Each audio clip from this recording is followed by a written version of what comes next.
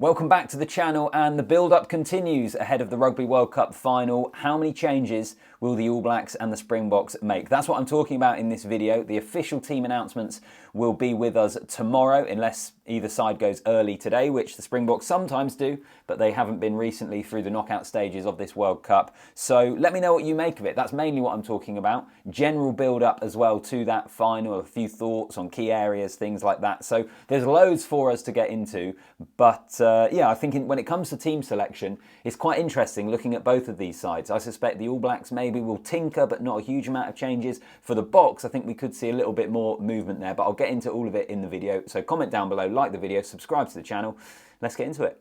So when it gets to a final, it's always such an interesting dichotomy of, do you change your team or do you keep it the same? And in particular, I think because England in 2019 kept the same team for the final, they didn't really make any changes, and it's something that Eddie Jones since has said he should have done more, and he should have made changes in-game earlier when things weren't really going their way. So you get to this stage, and do you stick with continuity or do you change it up? And as I say, for both of these sides, I suspect for New Zealand it's going to be maybe a few changes but not anything drastic. I suspect for the Springboks we could see a little bit more movement in their team. And that to me makes sense. Let's start with the Springboks because I think there will be more changes there.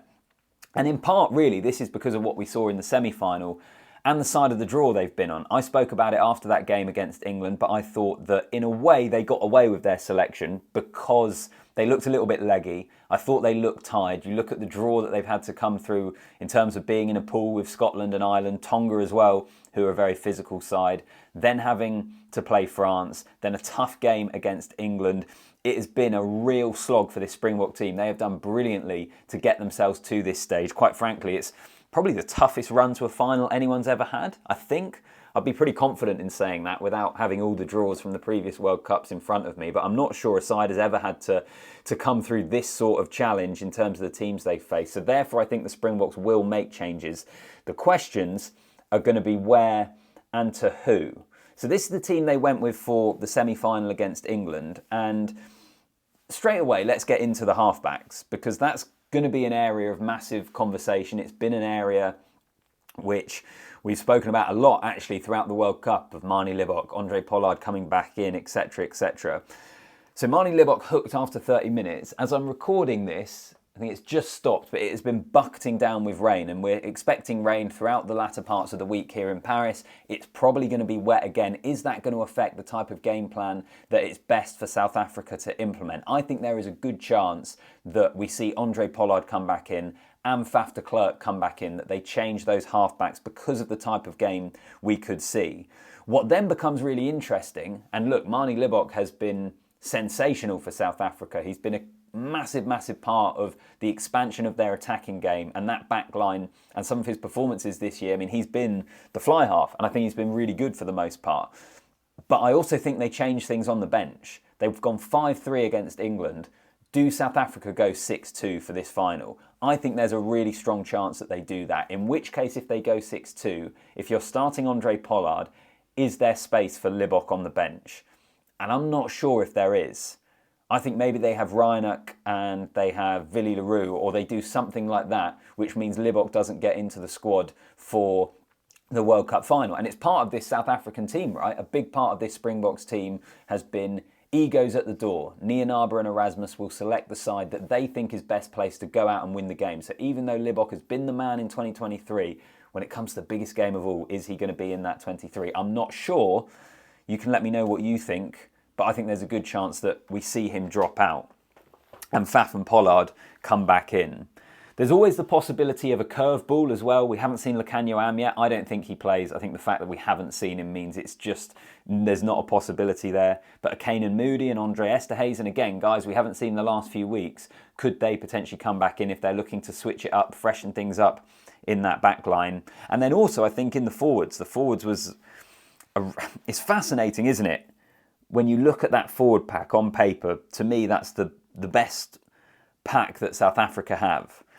But do they look to rotate? Do they look to have a Peter Steff being part of the bomb squad and starting with someone else, whether it's a Dion Fourie or a Quagga Smith or a Marco van Staden comes in? I just wonder whether there's more that South Africa could do with changing up that pack.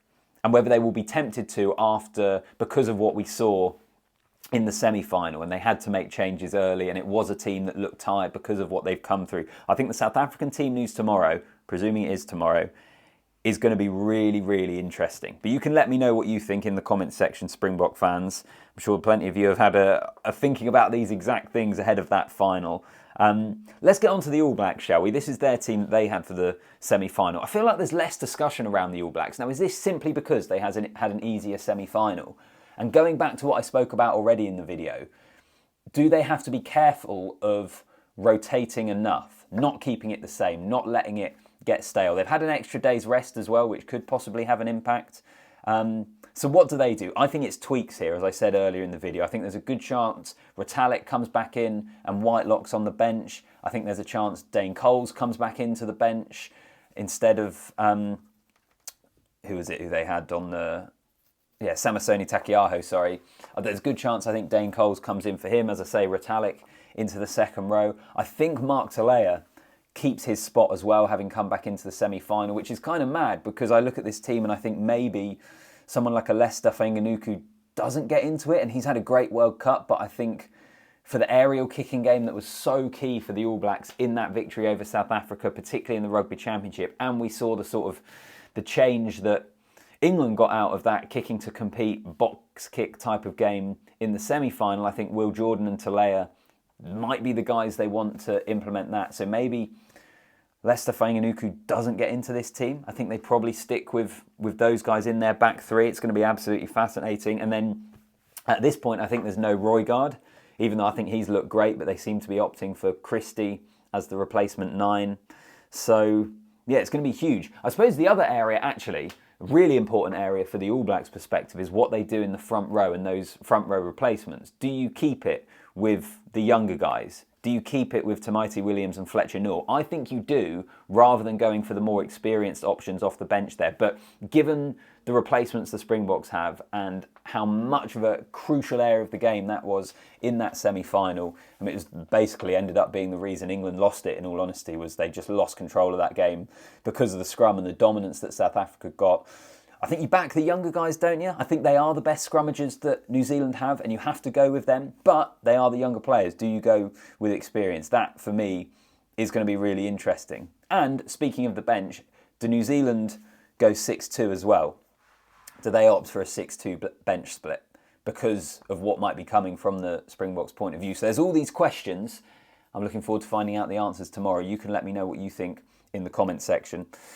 The final thing, or the final couple of things really that I'll finish the video with is this the biggest rivalry in rugby? I was going to do a video purely on this, but then I saw Tim from Egg Chasers did that yesterday, and it would have basically looked like that I was going to have copied him because I was going to make quite a few of the same points.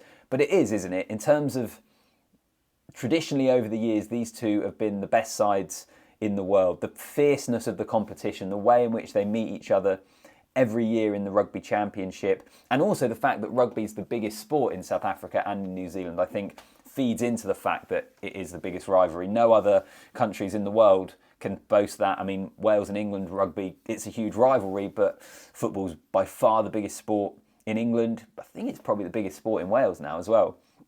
So there's loads of different things to go into, but the biggest rivalry in rugby, the World Cup final, 28 years since they last met in a World Cup final in 1995, both on 3 titles. Massive, massive, massive, massive. And the final thing that I'll finish on is the discipline here as well, which actually, if you look at New Zealand's discipline throughout this tournament, it hasn't been great. And then if you factor in what happened at Twickenham in that final warm-up game when they got absolutely hammered by the Boks, again, discipline was an issue. They've done really well to ride those moments throughout this tournament, and I mean, it wasn't an issue in the semi-final because they were so in control of that game. They did well in the quarter-final when they got those yellow cards. You feel like they wouldn't get away with it in a final. I think the discipline is going to be huge. It's just going to be so key for New Zealand. They can't keep picking up yellow cards in the way that they have so far in this World Cup. So look, the build-up continues. What changes are each team going to make? Do you agree with me with the general kind of assessment of how I could see it going? Make sure you let me know. Make sure you're subscribed to the channel, like the video, and I'll see you in the next one.